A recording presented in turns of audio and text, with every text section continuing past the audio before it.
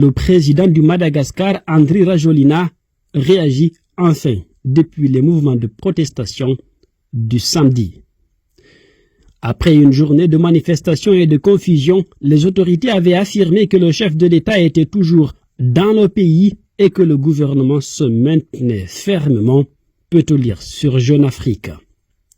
Après une journée de vive confusion à Madagascar, qui a vu une partie de l'armée prendre fait et cause pour les manifestants qui réclamaient le départ du président Andry Rajoelina, ce dernier a déclaré ce dimanche qu'une tentative de prise de pouvoir illégale et par la force était en cours.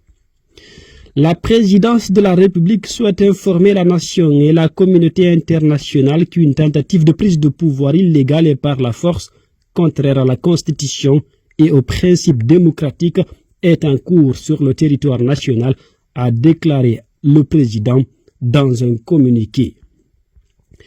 La manifestation de ce samedi à Antananarivo a été l'une des plus importantes depuis le début de la contestation le 25 septembre. Lancée par le collectif Génération Z pour protester contre les coupures d'eau et d'électricité, la fronde s'est muée en une remise en cause des responsables politiques, à commencer par le président Rajoelina, et a fait tanguer le pouvoir malgache ce samedi. Samedi, en fin de journée, la présidence a publié un communiqué assurant que le président reste dans le pays et continue de gérer les affaires nationales, alors que des informations contradictoires avaient circulé sur le sujet dans la journée. Le nouveau Premier ministre, Rofin Zafizambo, a pour sa part assuré que le gouvernement, qui se maintient fermement, était prêt à collaborer et à écouter toutes les forces, les jeunes, les syndicats et l'armée.